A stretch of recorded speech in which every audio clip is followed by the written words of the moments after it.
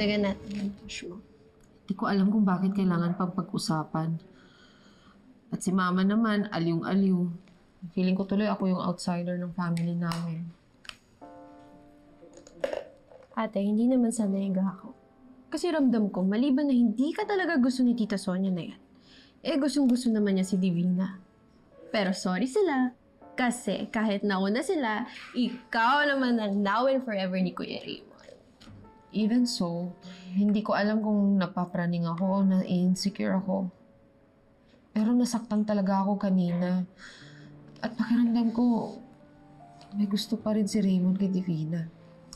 Ate, baka hindi naman. Tsaka, lagi ka namang ina-assure ni Kuya Raymond. Diba? Pero may matagal sila. Pinagtanggol pa nga niya si Divina.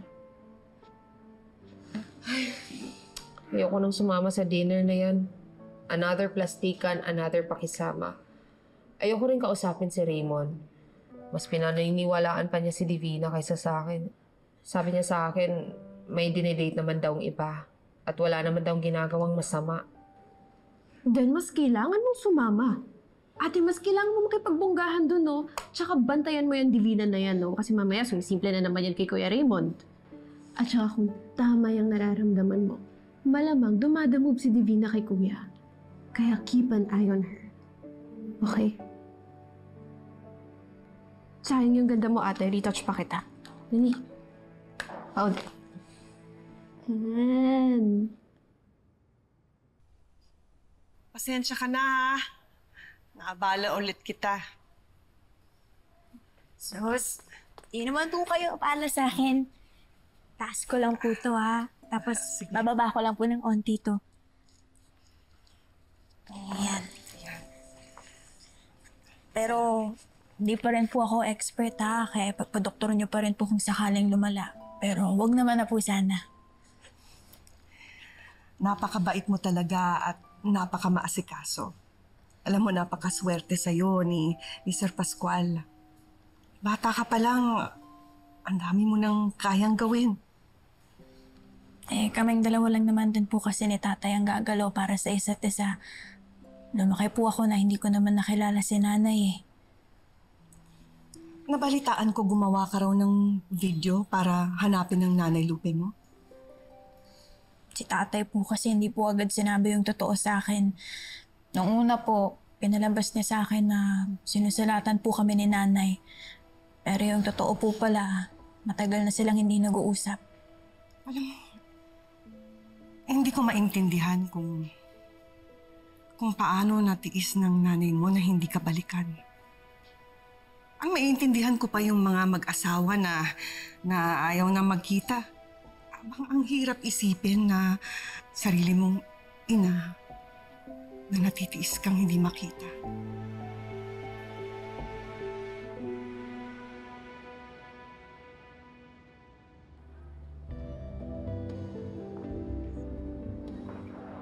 Dito yung saya. Right? Hi. Excuse me. Dito pa yung Constanzos? Yes, ma'am. Mag-elevator po tayo, then sa third floor. Thank you.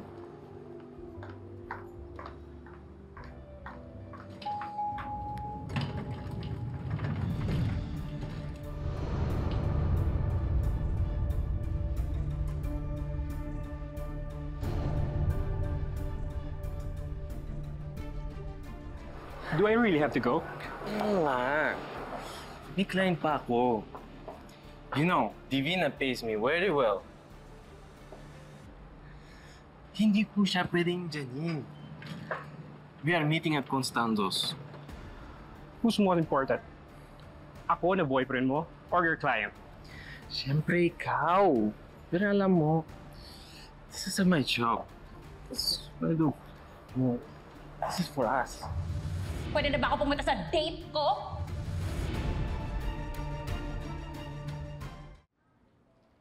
Sobrang effective ng plano ko. Gusto nila yung pagkain, gusto nila yung kwentuhan. Lalo na tungkol sa nostalgic young love namin.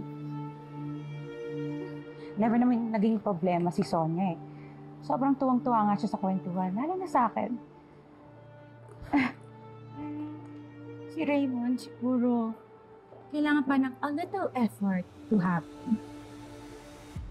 I think you need a lot of effort, Divina.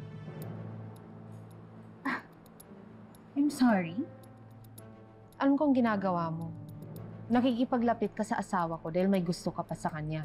At gusto mo siyang agawin sa akin. Eto na naman ba tayo, Charlene? Paulit-ulit?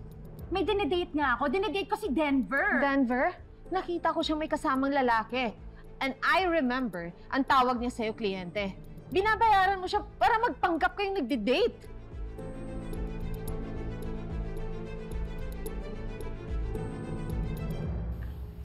Kung wala po ako ng yelo, mukhang kulang pa po.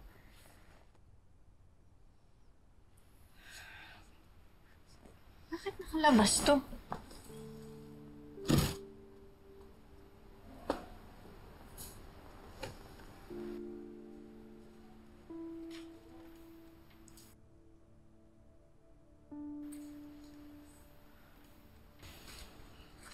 Sa'yo ba to?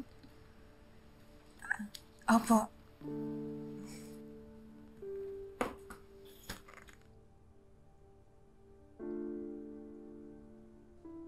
Be the princess you're destined to be, baby girl. Sa'yo na to Be the princess that you are destined to be. Baby girl po ang tawag sa akin ni tatay ng bata ako. Lagi niya po yan binabasa sa akin. Yan daw po kasi yung kwentong nagpapatahan sa akin. Ito rin po, ang bata po ako, hindi ko makatulog pag wala to. Tapos, baby girl, paglaki mo, sana makilala mo ang little prinsipe ko, ha? Sabihin mo sa kanya na mahal ko siya. Princess, may baby pictures ka ba? babe, tignan ko po, baka meron po nakatago dito.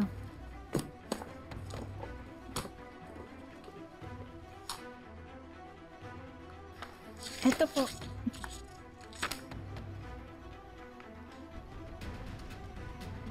Ikaw ba ito?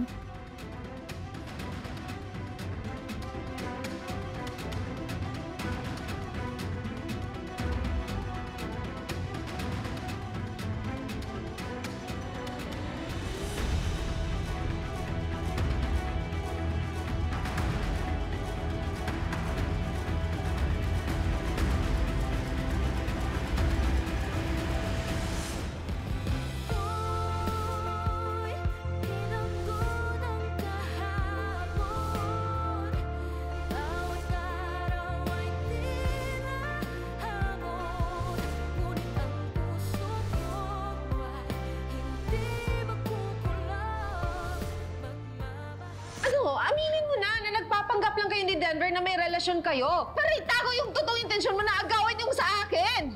Siguro nga, tamang panahon na para harapin ko ang katotohanan. Oo, napapadalas na yata yung pagkikita niyo ni Ma'am Leilani, ah. Papalakas ka kay Xavier. Anong gusto mong gawin ko? Sabihin ko kay Ate Leilani, umiwas siya sa akin, layuan niya ako.